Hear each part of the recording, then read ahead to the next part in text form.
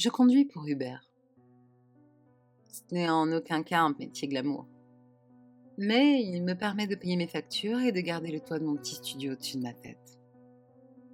J'aime vraiment la liberté que ça me procure. Bien que je ne sois pas techniquement ma propre patronne, je peux choisir mes heures et les livraisons que je veux faire. Je suppose que certains d'entre vous connaissent des gens qui conduisent pour Lyft ou Uber, comme une activité secondaire ou un moyen de gagner un revenu supplémentaire décent.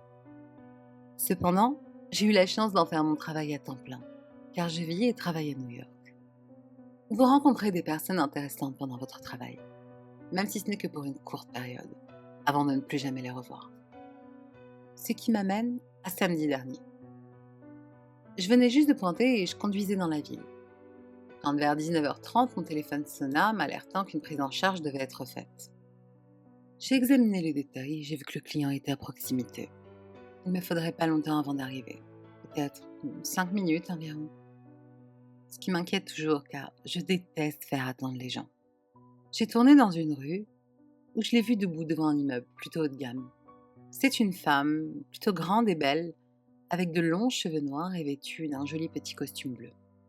Je me suis arrêtée devant elle et j'ai crié « Hey! C'est vous qui avez commandé un Uber ?» Ouais. Vous êtes Stella, non? J'ai confirmé en sortant mon téléphone. Comme il faisait noir, il devenait de plus en plus difficile de voir et je plissais les yeux vers l'écran de mon téléphone. « Alors, ça veut dire que vous devez être… » Carly? Carly Carson? m'interrompit la femme, semblant un peu irritée par toute la situation. J'ai défilé un peu plus longtemps. « Ah ouais, c'est bon pour moi, montez !» J'ai posé mon téléphone et je lui ai fait signe de monter sur la banquette arrière de ma Toyota. Je vais vous donner des étoiles, vous êtes arrivé bien plus vite que je ne le pensais. M'a-t-elle complimenté. Merci, je travaille dur pour m'améliorer. Mais vous n'envoyez pas normalement un SMS quand vous arrivez chez quelqu'un? Normalement, oui. Mais vu que je pouvais vous voir debout dehors comme si vous attendiez un taxi, je me suis dit que j'allais juste m'approcher et demander. Acceptant mon explication, elle s'est assise à l'arrière et nous sommes partis. Peu de temps après qu'elle soit montée dans la voiture, j'ai commencé à essayer de bavarder, ce qui n'était certes pas mon fort. Alors, vous êtes de sortie pour quelle occasion ? Ah, je retrouve mon fiancé et ses parents pour un dîner en ville. Me répondit-elle en sortant son téléphone.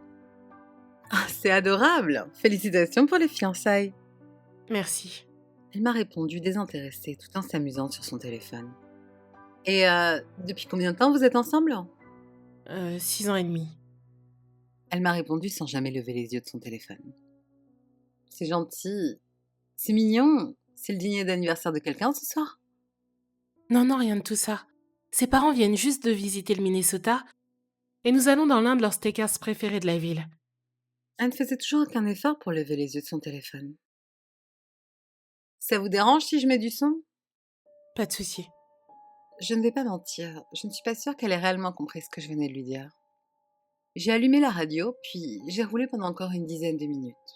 Jetant de temps en temps un coup d'œil dans le rétroviseur pour voir que ma passagère était toujours profondément fascinée par ce qu'il y avait sur son écran de téléphone. J'ai eu l'impression qu'elle faisait ça juste pour éviter une conversation plus gênante. Je ne peux pas lui en vouloir vraiment. Nous étions presque arrivés de toute façon. Moins de 2 minutes plus tard, je me suis arrêtée à sa destination et j'ai klaxonné 3 fois pour attirer son attention. On est arrivé. Avant qu'elle ne puisse répondre, son téléphone est tombé. Elle le ramassa et le fixa intensément pendant une courte seconde. Ce qui suivit fut une courte et étrange discussion. Stella? Pourquoi est-ce que j'ai reçu un SMS disant que mon Uber est arrivé à mon appartement? C'est étrange. Attends, c'est pas le steakhouse? Juste à ce moment-là, un grand homme chauve vêtu d'un débardeur blanc taché et d'un pantalon de survêtement gris a émergé de l'immeuble à notre droite et s'est tenu là, sur son perron. J'ai baissé ma vitre côté passager pour lui parler. « Hé, Chet, elle est à l'arrière !» Puis j'ai désigné Carly avec mon pouce. « Qu'est-ce qui se passe ?» m'a dit Carly soudainement, très inquiète. Sur ce, Chet descendit les escaliers en grondant et se dirigea vers ma voiture, avant de s'arrêter à la fenêtre ouverte. « Tu surverras. » m'a-t-il dit tout en me lançant une pile de billets de $100. Vera?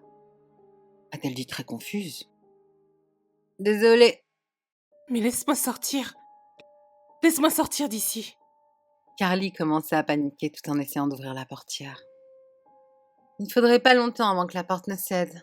Mais pas par Carly. Chet l'ouvrit de force et commençait à lutter avec elle. Bien qu'elle soit certainement en forme, et bien qu'elle ait au moins 20 ans de moins que Chet, elle a été prise au dépourvu. Et Chet est un grand mec. Lâche-moi, espèce de salaud! Carly a crié tout en griffant Chet. Elle avait beau avoir de la force, Chet était implacable. Et il fallait se rendre à l'évidence. Elle n'était pas à la hauteur face à lui. Peu de temps après le début de la lutte, Chet a sorti un chiffon imbibé de produits chimiques de sa poche arrière et l'a appliqué sur le nez et la bouche de Carly. Quelques secondes plus tard, elle était éteinte comme une lumière, Merci encore, gamine. a déclaré Chet avec un hochement de tête avant de traîner le corps inerte de Carly hors de la voiture, dans les escaliers et dans son appartement. Je me suis assise à l'extérieur de l'appartement de Chet pendant environ 15 minutes, comptant l'argent qu'il m'avait donné. Je venais de me faire 10 000 $ pour ce travail. Voyez-vous, Chet et ses amis sont un groupe de cannibales, et ils m'emploient pour leur apporter leur repas. Maintenant, j'entends certains d'entre vous vous demander « Eh oui, je travaille en fait pour Uber, mais pas au sens traditionnel. Je ne prends pas les gens pour les conduire à leur destination. Je cherche des emplois ouverts, et s'il y en a près de moi et que Chet a faim, je passe les chercher. Mais au lieu de les emmener dans un bar ou un restaurant ou quoi que ce soit d'autre, je les emmène à Chet, qui, comme vous pouvez le voir, paye généreusement. Bien sûr, je pourrais simplement prendre des gens et les emmener à leur destination et gagner quelques centaines de dollars ici et là, mais travailler pour Chet paye beaucoup mieux. C'est génial, vraiment. Les gens me voient m'arrêter avec l'autocollant Uber sur ma voiture, heureux que leur trajet soit arrivé plus tôt que prévu et n'hésitent pas à entrer. Et je dois dire que j'aime vraiment quand les gens arrivent perdus dans leur téléphone et cessent de prêter attention à leur environnement. Cela rend mon travail beaucoup plus facile.